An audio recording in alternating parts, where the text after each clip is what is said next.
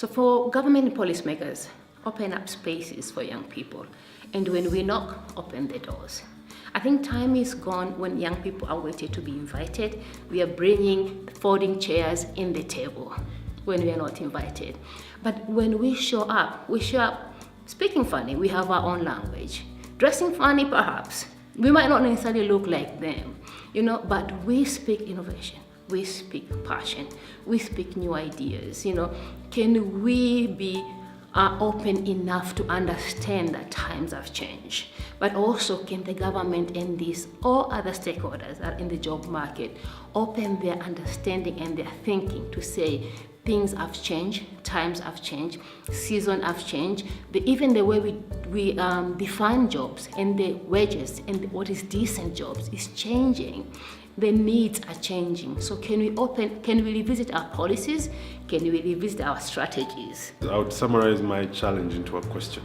What have you done lately to ensure that people, that youth can start businesses easily and get into business easily? That's really my challenge to them. What have you done lately to do that? So, because I really do believe that youth enterprise is the best way to solve the unemployment problem. I don't think that the public sector is always going to just create jobs and hire people, because that's taxpayers' money being spent on just hiring people. So they should just encourage people to start businesses and have them pay tax and contribute to the tax base. We need to begin to understand what politics are. And when we do understand, I think we need to go further and realize the need to have young politicians participating. This is an advantage, because then if young people participate effectively in politics, it helps us to raise the issues that young people are facing. And create policy at that level where young people begin to even understand the lingo, the lingo on its way. We're talking entrepreneurship. A lot of young people don't even know what entrepreneurship is.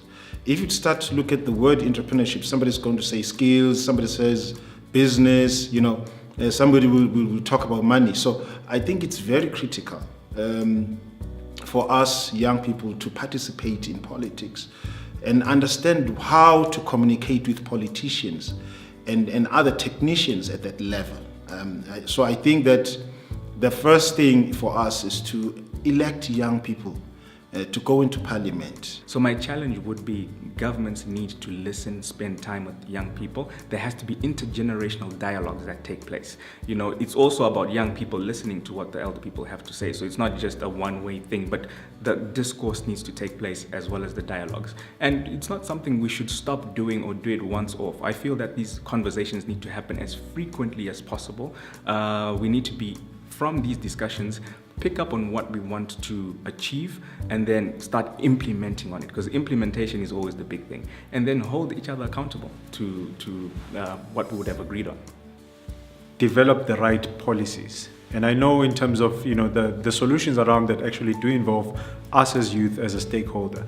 I think we also need, as the youth, to sort of improve the way that we organize ourselves in terms of creating that aggregated voice, in terms of what exactly are the challenges we are facing, and how we can actually show the data and the evidence so that we can actually create policies that speak to real life solutions. So I think one of the things that we can do from a government side is to say, if we can bring that data and evidence, can you create policies that can actually address specifically some of these issues and challenges that we're trying to solve?